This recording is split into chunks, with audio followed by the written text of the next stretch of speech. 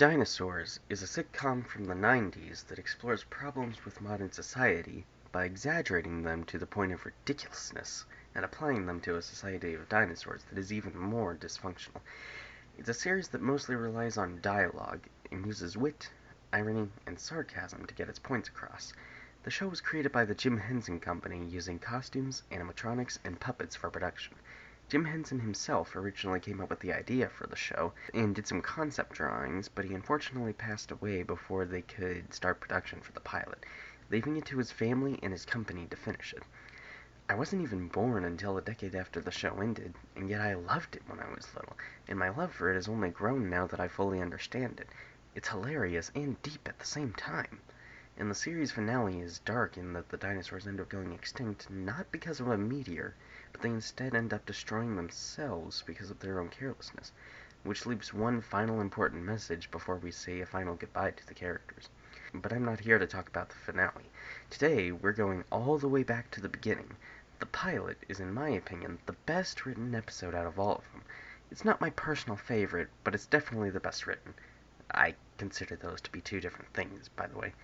The show follows the Sinclair family, with the father, Earl Sinclair, being the series' main protagonist. Every once in a while, the other members of the family get their own episodes where they get the spotlight as the protagonist, but most of the time they're just supporting characters. But what's just as important as a good protagonist? A good antagonist.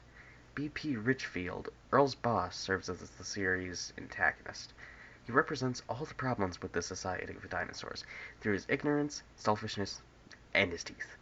Almost any time society is working against the Sinclairs, BP is involved in some way. But before he can work as the representation of society, we have to meet him as an individual, which is why today I am analyzing BP Richfield's introduction scene.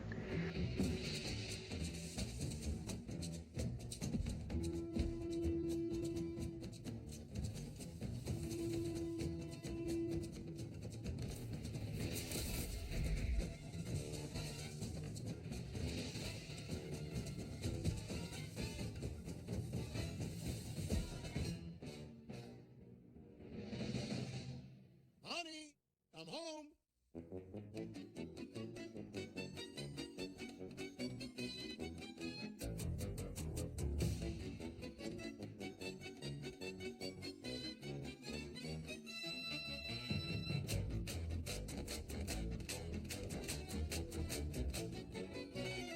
When analyzing a scene, whether your own or someone else's, it's a good idea to ask these four questions.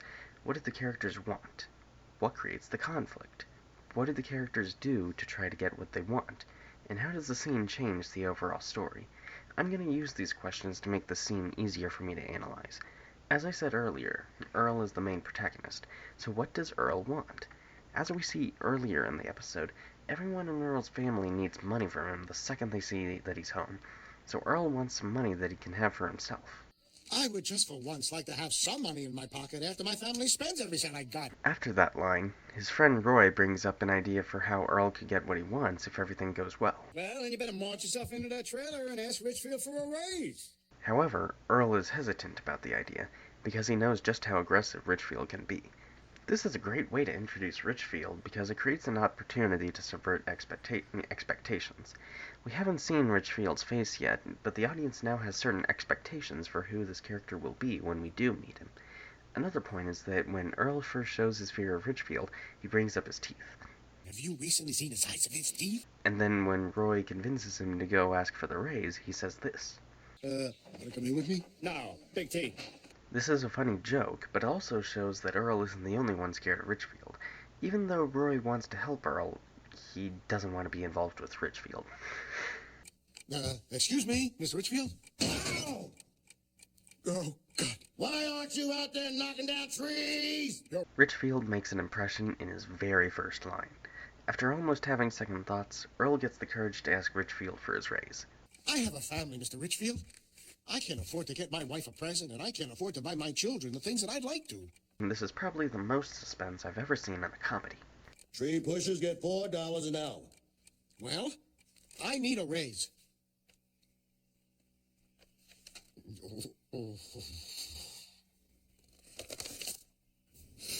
Sinclair, you dog.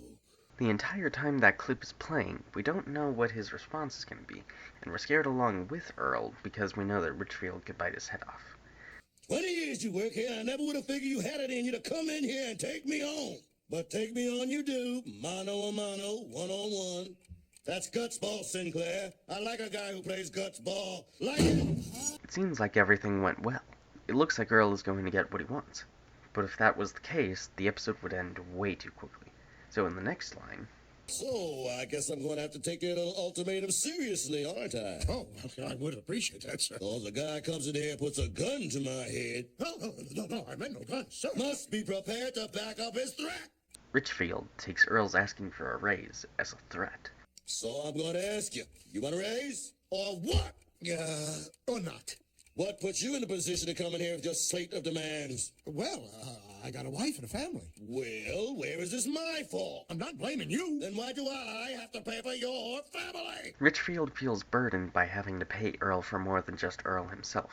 He already doesn't like Earl as it is, and dislikes paying him even more. So the fact that Earl wants more money than what he's already being given angers him. I just need more money. Nah, the way I see it, you don't need more money. You need less family. Remember that line. You don't need more money, you need less family.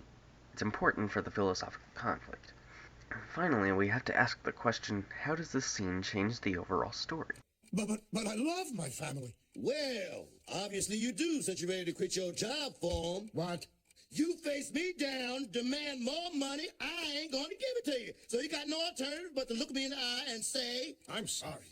I quit! I quit. Richfield fires Earl. This is the way the external conflict is changed. But things change on a philosophical level as well. Earl was already angry with his family for asking for money, so the seed for a lie was there. And the line, you don't need more money, you need less family, it caused the seed to grow into a full negative belief that family isn't worth it. In the next scene, Earl finds out he's going to have another kid, which is for his new belief, so he needs to be talked out of this belief system. And that's exactly what happens in the scene that comes afterwards. But none of the second half of the episode would have happened if Richfield hadn't planted the idea in Earl's head that family is bad. That is Richfield's role as an antagonist in the show, planting bad ideas in Earl's head. Earlier, I mentioned the opportunity to subvert expectations. What I meant by that is that when Roy and Earl are talking about Richfield, our expectations are for him to be very physically aggressive. But when we actually meet Richfield, he seems to be friendly enough to where he'll give Earl the raise he wants, but then abandons that friendliness and becomes very verbally aggressive, which is much more interesting. This 3.5-minute scene is a perfect pathway for Richfield to become the antagonist of all the shenanigans that the Sinclair family finds themselves in the episodes to come. Oh, well, sorry to lose you, Sinclair. All these years. But, sir, I like this company. I always dreamed I'd go somewhere with this company. Don't dream, Sinclair. No dreams for you. You are what you are, and that's all you ever going to be. Except not with this company. Best thing for you to do is realize that now. Best thing in the world. You'll thank me. But sir. Thank me! Thank you. Thank you ever so, Mr. Goodbye.